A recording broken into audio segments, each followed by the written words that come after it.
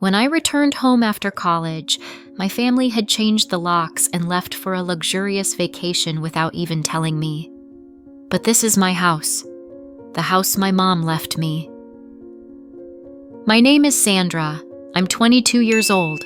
I just graduated college and came back to a place where I'm not welcome. Let me give you a bit of background. My mom was always someone who planned ahead.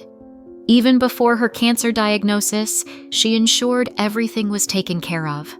The house was entirely hers. She bought it before she met my dad, and thank God for that. She made sure I understood the details of her will. "This way, you'll always have a home," she would say calmly, despite all she was going through. My parents' marriage lasted 10 years before my dad left for another woman. I was 9 when he packed his things and walked out. No fights, no custody battles, no disputes over property. The only thing he agreed to was funding my college education. He immediately opened a dedicated account and deposited all the money I would need for school. Maybe that was his version of child support. He quickly built a new family. His wife, Kathy, soon had a daughter, Lily, 10 years younger than me. Sometimes I visited them and stayed at their rented house, but I always felt uncomfortable there. Kathy was busy with her daughter and her accomplishments, while my dad worked all the time, claiming it was to support his family. Funny how I didn't fall into that category anymore. "Sandra, would you like to join us for dinner?" Kathy would ask occasionally, though her tone often revealed her hope that I'd decline. We maintained polite relationships, birthday cards, holiday greetings, occasionally mandatory family dinners, all very formal and awkward. My mom had been a successful financial analyst, and when she was diagnosed with cancer, she focused entirely on her treatment and resigned from work immediately. I was 14 at the time. For 4 years, we lived between hospitals and procedures. My mom never complained, just kept fighting, planning, and ensuring I would be okay. But cancer doesn't care about plans. When I turned 18, my mom passed away, just weeks before I was set to leave for college in another state. The grief was overwhelming. I couldn't function. Then my dad surprised me by genuinely trying to help. He, Kathy, and Lily temporarily moved in with me to provide support. I was too shaken to question their motives, grateful for any assistance. "We'll help you get through this," Dad said, wrapping his arm around my shoulder. Kathy nodded, striving to appear compassionate, while Lily eagerly explored what was now my house. By the end of the summer, I faced a dilemma. College would start in a few weeks, and I didn't know what to do with my mom's house. My house. I couldn't even entertain the idea of selling it, but letting it sit vacant wasn't an option either. Then Dad came up with an idea. Over breakfast, he said, "Sandra, let's stay here together. We'll cover the bills and take care of the house. You won't have to worry about anything while you're studying." I glanced at Kathy, who was preparing pancakes. She turned to me and smiled. "This will be good for all of us. Lily's already enrolled in the local school, and the house will be in good hands." It made sense. And the 2 months they had already spent living with me had gone surprisingly smoothly. Kathy had softened, and Lily treated me more like a real sister than like a stranger who occasionally appeared. I agreed. I packed up the belongings I wanted to keep from my mom while storing the rest in the attic, and I left for college with confidence. Over the next 4 years, I came home for holidays and breaks. Those visits were pleasant. Kathy prepared large dinners. Lily showed me her drawings and shared school updates. At Christmas, we decorated the tree together. Dad lifted Lily to place the star on top, and Kathy and I joked about whether tinsel made the tree look tacky or elegant. Sometimes, amidst the warmth, I forgot this wasn't the family I started with. In the summers, we spent more time lounging by the community pool, reading books. Kathy invited me to her book club gatherings. It seemed like we had become a real family, built around my mom's home. I never could have imagined how quickly it would all fall apart, but perhaps homes, like people, have their secrets. When I turned 22, degree in hand, a job in my hometown was lined up at Marshall & Brooks Financial. I got the position immediately after a Zoom interview. Everything was going perfectly, or at least that's what I thought. On a sunny June day, I arrived at my family home in a taxi. Standing outside, I admired the familiar view. My mom's roses blooming vibrantly, though they looked different, cared for in another way. The lawn was neatly trimmed, new curtains hung in the windows. Small changes had been made during my absence. I grabbed my keys, eager to sleep in my old bedroom, but the key didn't turn. I tried again. Still nothing. The key didn't fit. "What the?" I muttered, trying again to unlock the door, but it wouldn't budge. I knocked loudly, assuming they might be inside watching TV. The door opened, and Kathy stood there, her hands dusted with flour as if she had been baking. "Sandra, what are you doing here?" she asked with surprise. I stepped inside, noticing Dad and Lily in the living room, both equally shocked to see me. Lily was lying on the couch with her phone, and Dad sat in Mom's old armchair reading something on his tablet. "This is my home," I said, glancing around at the slightly altered living room. "Why are the locks changed?" I asked. Dad scratched his neck, a nervous habit, and replied, "Oh, I changed them about a month ago for security reasons. There were burglaries in the neighborhood.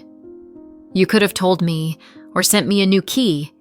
This is my house," I said, raising my voice. "We didn't expect you," Kathy said cautiously, folding her arms across her chest, seeming increasingly uncomfortable. "Why not? I graduated last week. I mentioned I'd be coming back and starting a new job," I said, worry and irritation building inside me. Something was wrong. Lily had set her phone aside and was watching the scene attentively. Suddenly, Dad interrupted. "Sandra, let's talk in the study." I followed him. Inside the room where my mom's diplomas and books still were, he nervously began. "Kathy thinks the house belongs to me." "What? How is that even possible?" I exclaimed, baffled. "I gave it to your mom and you as a gesture of goodwill after the divorce. But when she died, the house reverted back to me. Kathy thinks she's living here because I let her." "This is a lie!" I shouted, stunned. For the first time, everything became clear. To Kathy, I was just an intruder who lived in her house for free. I headed for the door, but Dad caught my arm. "Please, Sandra, give me some time. I'll find us a new place. Just let me handle this without ruining my marriage."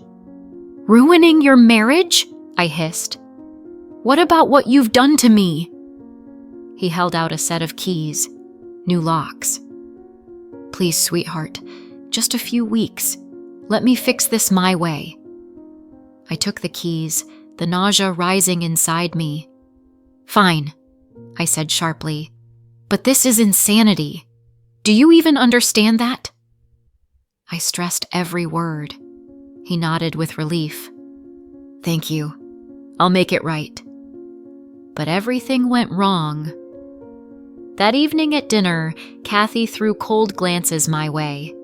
The woman who used to bake my favorite cookies and invite me to book club now treated me like an unwelcome guest. "Can I rearrange the furniture in the living room?" she suddenly asked without looking at me, her voice tense. "That furniture belonged to Mom," I said, clutching my fork, feeling the sting of hurt. Dad cleared his throat and quickly changed the subject, trying to avoid conflict. The next day, Kathy cornered me in the kitchen. "We need to talk about your plans," she said insistently. "When are you moving out? You've got a job now. It's time to think about having your own place. You're an adult." I answered sharply, "I've talked to Dad, and he's fine with me staying for now." She left silently, and in that moment, fear gripped me. What followed was coldness, passive-aggressive behavior, clothes getting damaged in the laundry, meager portions at dinner, so-called accidental cleaning sessions whenever I wanted to watch TV, moving my things around, including my mother's favorite vase. Lily copied her mother, rolling her eyes, calling me that girl in front of friends, speaking dismissively. At work, though, things were good. I went to the office, met colleagues, even had lunch with Maggie from Risk Analysis. When I told my family my start date, Kathy sarcastically told me to find my own apartment. I reconnected with old school friends but always felt tension at home. Conversations stopped when I walked in. Dad and Kathy feverishly hid documents. One Saturday morning, I awoke to unusual silence. No sounds from the kitchen, no Lily's music, no Dad's TV. Everyone was gone. No notes left behind. I called Dad. He hung up. I called Kathy. She answered sharply and hostilely, tropical waves and music playing in the background. "What do you want?" she snapped when I mentioned their absence. They were in the Maldives, flying first class, staying in a luxury hotel. They didn't tell me because they didn't want me to come or pay for me. "This is madness! How could you do this?" I shouted, hurt and rage flooding me. Kathy called me a lazy freeloader and Dad a weakling. "I'm sick of your tears. You're just dead weight in this house," she added, obliterating any chance of bridge building. I shook with anger and fear. I sat on a kitchen chair and made a decision. It was enough. I blocked their numbers and started packing their things. Kathy's expensive dresses, Lily's school stuff, Dad's golf clubs, all boxed and packed. By Sunday evening, everything was in the garage. I called a 24-hour locksmith who quickly changed all the locks. It cost a lot, but I was relieved. On Monday, I started my new job. I restored the house, putting everything back how Mom wanted it, removing all signs of Kathy's decor. On Friday after work, I saw them in the yard. Dad nervous, Kathy red with anger, Lily frowning. They had just returned from vacation. Before I even got out of the car, Kathy shouted, "How could you change the locks? This is our house!" Her voice echoed fury. I calmly opened the door and said, "No, Kathy, this isn't your house. It never was. Mom bought it before she met Dad, and she left it to me in her will. You lived here all this time because I let you." "How dare you!" Kathy tried to get Dad to say it was a lie, but he just shrugged and admitted the house was always mine. Suddenly, her tone changed. She tried to smile and recall good times, inviting us all to live together and pay rent. "No, that's impossible," I said firmly. "Your things are in the garage. It's time for you to go." Kathy's mask slipped, and she snarled at me, calling me ungrateful. "You spent $10,000 on your vacation. I think you can afford a place of your own," I said quietly. Dad tried to intervene. "Sandra, think about this. You're confused too." But I cut him off. "You lied, deceived your wife, allowed me to be stripped of my inheritance. It's over." When Dad said he wanted to tell Kathy the truth after I was gone, I said it was finished. They must collect their things and leave. I went inside, closed the door, ignoring Kathy's screams. They left at sunset after 3 trips carrying their belongings. Dad called from another number, begging to fix things, but I couldn't anymore. Kathy made it clear who I was to them: a parasite and a burden. 2 months passed. I'm still living in Mom's house. My house. I painted the walls, planted new roses in the garden, made it mine. Sometimes I think about them, but more often about Mom and her care to ensure I'd always have a home. Dad calls from different numbers sometimes, but I don't answer. Some bridges need to be burned once and left as ashes. And I'm happier now. My job is good. I have new friends. For the first time since Mom died, I feel peace in this house. Sometimes healing means letting go of people, lies, and the fairy tale of a family you want to believe in. Did you like the story? Write your opinion in the comments. Don't forget to subscribe to the channel and turn on notifications so you don't miss the next interesting story. See you tomorrow.